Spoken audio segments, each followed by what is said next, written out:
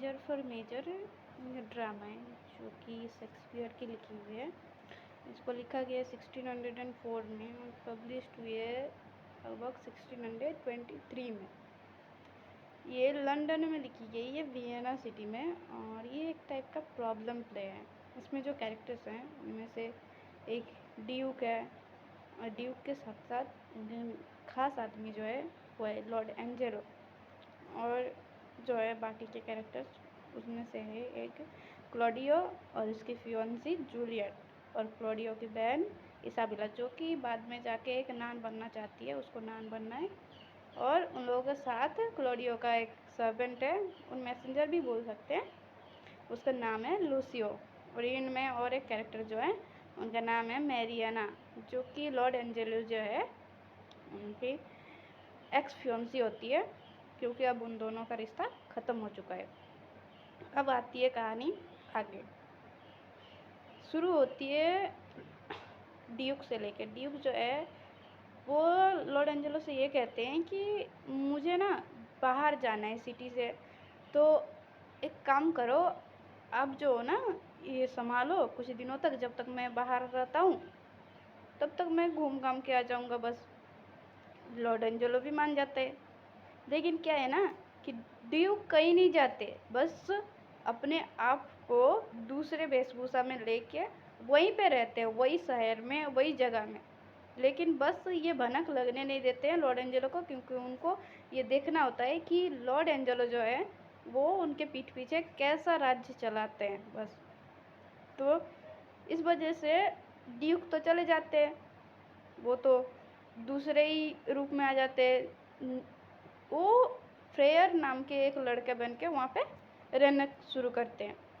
अब ये जो लॉर्ड एंजेलो है वो थोड़ा सा घमंडी टाइप का, वो अपने आप को राजा से भी ज़्यादा समझने लगता है।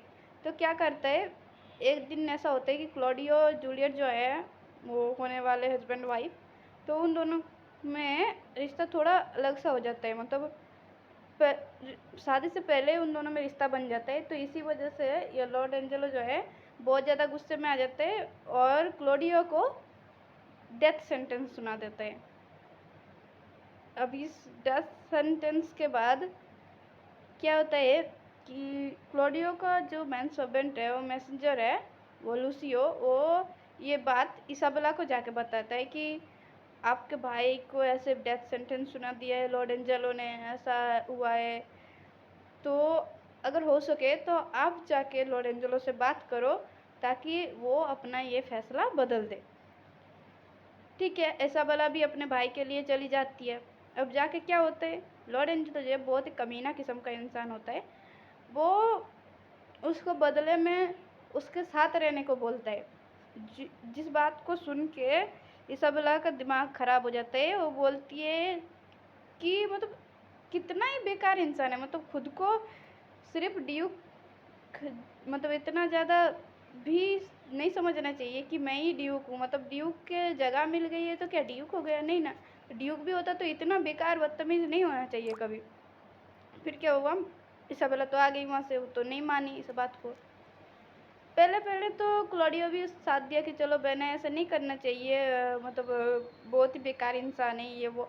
लेकिन जब उसको लगने लगा कि यार मेरे तो मैं मरना निश्चित है, अब मुझे मरना हुआ, तब क्या बोला अपने बहन से कि यार बात मान लो उसकी, आप बात मान लो, तुम उसकी जो कह रहा है वैसा कर लो। तो अपने भाई की बात सुन के और ज़्यादा उसको ख़राब लगने लगा कि मेरा भाई कैसा है, तो अपनी ज़िंदगी के लिए मुझे कह रहे कुछ भी करो, मतलब जो भी बोल रहा हो वो भी करो। तो इस टाइम जब ये दोनों भाई बहन की आपस में बात होने लगती है इस विषय में, तब फ्रेयर मतलब ड्यूक जो है वो आ जाते हैं वहाँ पे और इन दोनों की सारी बातें सुन लेते हैं। अब ये क्या करते हैं, इसाबेला से बोलते कि एक काम करो, आप ना हाँ कर दो जाके, बाकी जो है ना मैरियाना संभाल लेगी, जो कि मैंने आपको पहले ही बताया कि मैरियाना जो है वो लॉर्ड एंजेलो की एक्स फियोन्सी है, जिससे रिश्ता टूट गया था। अब लॉर्ड ड्यूक बोलने लगे कि मैरियाना सारा संभाल लेगी, बस आप हाँ करके आ जाओ। ठीक है, इसाबेला भी ऐसा ही करी, वो जाके बोले अच्छा ठीक है मुझे तुम्हारा शर्त मंजूर है, ये वो हो गया। अब ये जो बात हुई थी कि अगर तुम मेरे साथ रहोगी तो मैं तुम्हारे भाई को छोड़ दूंगा, लॉर्ड एंजेलो ने क्या किया, हाँ, इसाबेला के हाँ करने के बावजूद उसने क्लॉडियो को सेंटेंस सुना दिया, डेथ सेंटेंस। बस अपने बात से मुकर गया बंदा। जब ऐसा हुआ, मेरियाना के साथ रात भी गुजार ली, सब हुआ, फिर भी जब क्लॉडियो को नहीं छोड़ा, डेथ सेंटेंस सुना दिया, तो जो प्रेरी होते हैं, आदेश दिया गया था, अब उनको तो आदेश मानना है। तो वो लोग जब गए क्लॉडियो को मारने के लिए, तब वहाँ पे जाके ड्यूक अपने बेस में गए और उन लोगों को मना किए मारने को, और दूसरे किसी जानवर की खून ले जाके लॉर्ड को दिखाने को बोल दिया ड्यूक ने। अब ऐसा ही हुआ, ऐसा ही किया उन्होंने।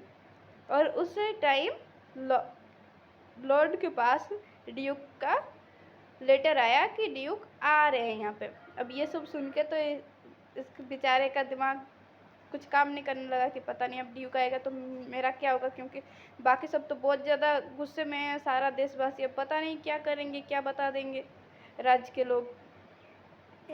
ये सोच सोच के इसका दिमाग ख़राब होने लगा थोड़ा। और बाकी जो लोग थे सब यही बोल रहे थे कि हम ड्यूक को सारी बातें सब कुछ बता देंगे।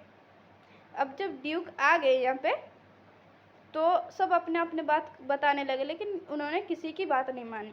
अब फिर से क्या किए, वो जाके फ्रेयर वाले रूप में आ गए फिर सबके सामने, और जो है वो सारी बात तो पहले से जानते थे, तो इसी वजह से क्या किए, पहले बोले कि अच्छा ठीक है, इन मेरियाना और एंजेलो की शादी करवा देते हैं, लेकिन बाद में बोले कि नहीं, इसका जीने की कोई हक नहीं है, एंजेलो को मरवा ही देते हैं। लेकिन क्या हुआ, उस टाइम इसाबेला और मेरियाना ने ड्यूक से लॉर्ड के लिए रिक्वेस्ट किया कि नहीं ऐसा मत करो, आप जान मत लो। तो ड्यूक भी मान गए लॉर्ड के लिए, बोले ठीक है। अब क्या हुआ, उसके बाद क्लॉडियो और जूलियट जो थे, उन दोनों का शादी हो गई, और मेरियाना और लॉर्ड एंजेलो, इन दोनों में भी सब कुछ ठीक हो गया, पहले जैसा हो गया। और लूसियो जो था, उसको भी बोला गया कि जो आपको पसंद है आप उसके साथ अपना जीवन व्यतीत कर सकते हैं। और लास्ट में जो कि इसाबेला बची थी और ड्यूक, तो ड्यूक ने इसाबेला से पूछा कि आप जो नान बनना चाहती हैं आगे जाके, क्या आप अभी भी चाहती हैं कि आप एक नान बने, क्योंकि मैं चाहता हूँ कि आप मेरे साथ शादी कर ले। यही था इस फुल ड्रामे में कि ड्यूक अपने डिस्गाइज में रह के कैसे पूरा के पूरा घटना अपने आंखों से देख के और सबको जस्टिस दिए।